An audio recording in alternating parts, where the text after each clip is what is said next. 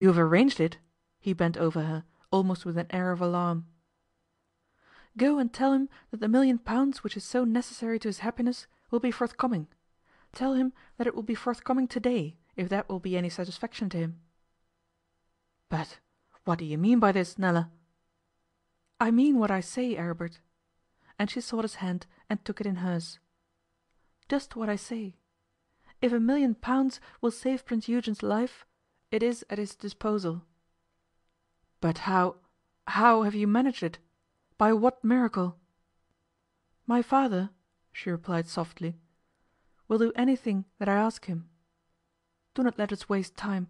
Go, and tell Eugen it is arranged, that all will be well. Go." "But we cannot accept this enormous, this incredible favour. It is impossible." "Aribert," she said quickly, "remember you are not in Posen holding a court reception. You are in England, and you are talking to an American girl who has always been in the habit of having her own way." The Prince threw up his hands and went back into the bedroom. The doctor was at a table writing out a prescription. Aribert approached the bedside, his heart beating furiously.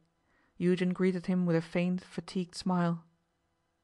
"Eugen," he whispered, "listen carefully to me. I have news.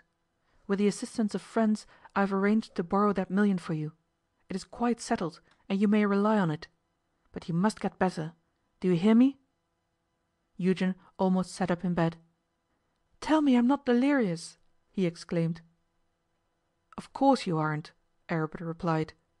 "But you mustn't sit up. You must take care of yourself." "Who will lend the money?" Eugen asked in a feeble, happy whisper. "Never mind, you shall hear later. Devote yourself now to getting better." The change in the patient's face was extraordinary.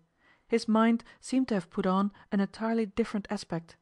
The doctor was startled to hear him murmur a request for food.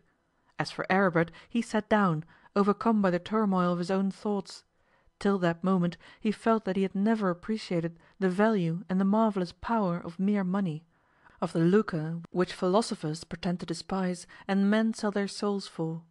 His heart almost burst in its admiration for that extraordinary Nella, who by mere personal force had raised two men out of the deepest slough of despair to the blissful heights of hope and happiness.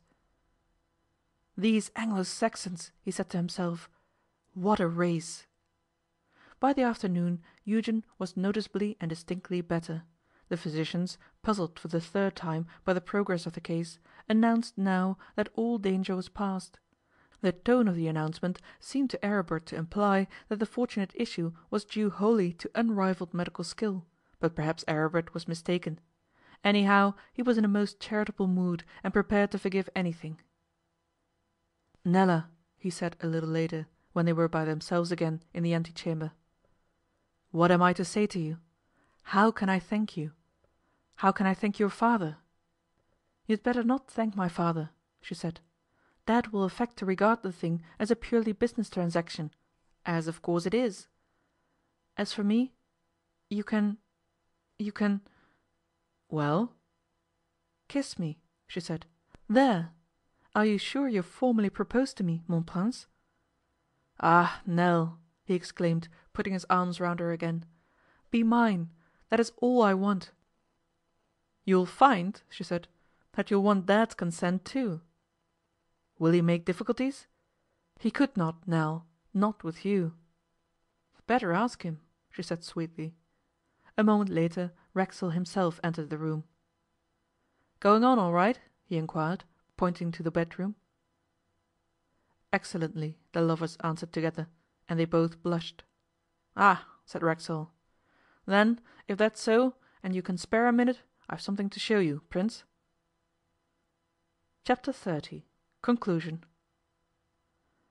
"I've a great deal to tell you, Prince," Racksole began, as soon as they were out of the room, "and also, as I said, something to show you. Will you come to my room? We will talk there first. The whole hotel is humming with excitement." "With pleasure," said Aribert. "Glad his Highness Prince Eugen is recovering," Racksole said, urged by considerations of politeness. "Ah! As to that," Aribert began. If you don't mind, we'll discuss that later, Prince," Racksole interrupted him. They were in the proprietor's private room. "I want to tell you all about last night," Racksole resumed, "about my capture of Jules and my examination of him this morning." And he launched into a full account of the whole thing, down to the least details. "You see," he concluded, "that our suspicions as to Bosnia were tolerably correct. But as regards Bosnia, the more I think about it, the surer I feel that nothing can be done to bring their criminal politicians to justice." "And as to Jules, what do you propose to do?" "Come this way," said Racksole, and led Aribert to another room. A sofa in this room was covered with a linen cloth. Racksole lifted the cloth he could never deny himself a dramatic moment and disclosed the body of a dead man. It was Jules, dead, but without a scratch or mark on him. "I have sent for the police. Not a street constable, but an official from Scotland Yard," said Racksole. "How did this happen?" Aribert asked, amazed and startled. "I understood you to say that he was safely immured in the bedroom." "So he was," Racksole replied. "I went up there this afternoon, chiefly to take him some food. The commissionaire was on guard at the door. He had heard no noise, nothing unusual. Yet when I entered the room Jules was gone. He had by some means or other loosened his fastenings. He had then managed to take the door off the wardrobe. He had moved the bed in front of the window, and by pushing the wardrobe door 3 parts out of the window, and lodging the inside end of it under the rail at the head of the bed, he had provided himself with a sort of insecure platform outside the window. All this he did without making the least sound. He must then have got through the window and stood on the little platform. With his fingers he would just be able to reach the outer edge of the white cornice under the roof of the hotel. By main strength of arms he had swung himself onto this cornice, and so got on to the roof proper. He would then have the run of the whole roof. At the side of the building facing Salisbury Lane there is an iron fire escape, which runs right down from the ridge of the roof into a little sunk yard level with the cellars. Jules might have thought that his escape was accomplished. But it unfortunately happened that one rung in the iron escape ladder had rusted rotten through being badly painted. It gave way, and Jules, not expecting anything of the kind, fell to the ground. That was the end of all his cleverness and ingenuity.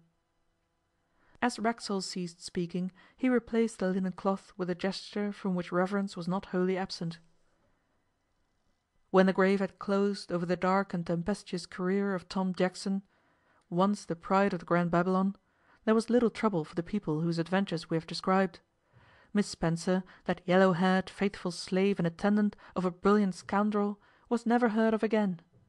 Possibly to this day she survives, a mystery to her fellow creatures, in the pension of some cheap foreign boarding-house.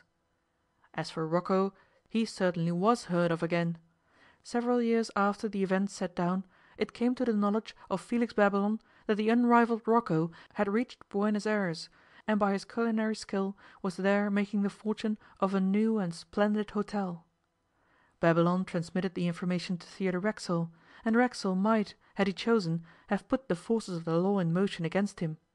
But Racksole, seeing that everything pointed to the fact that Rocco was now pursuing his vocation honestly, decided to leave him alone.